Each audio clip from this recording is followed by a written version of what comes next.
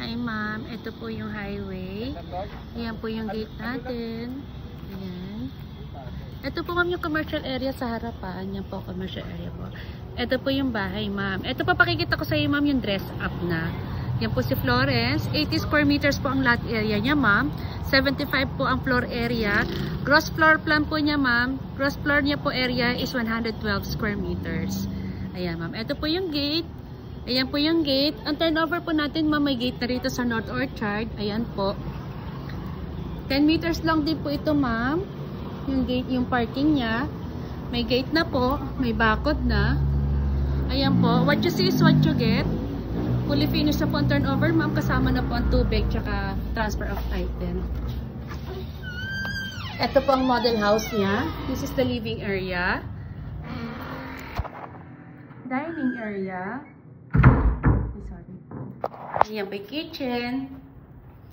Ito po yung common CR sa baba. Meron po door dito sa likod ng dirty kitchen. Ayan ma'am. Ayan po yung parking. Ayan. Papasok po tayo ngayon ma'am. Papanik po tayo ma'am ngayon sa taas.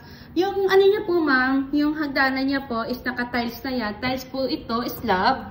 Ayan ma'am, sementado po yan.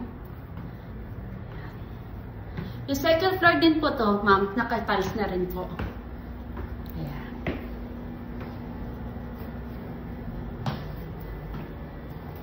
Ito po yung first room. Ayan, ma'am. Ma'am, high ceilings po siya. Mataas po ang ceilings niya. Ito po ang first room.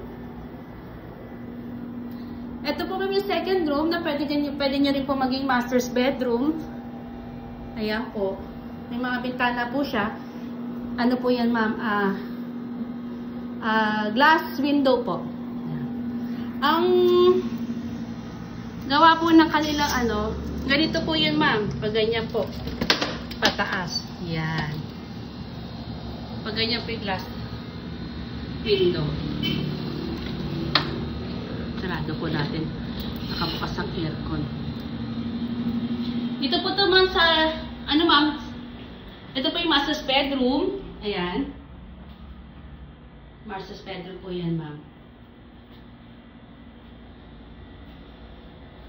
Ito po yung CR sa taas.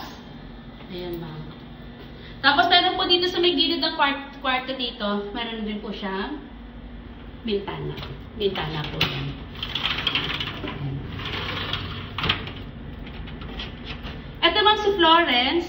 Ayan po. 80 square meters po ang lot area niya. 75 po ang floor area.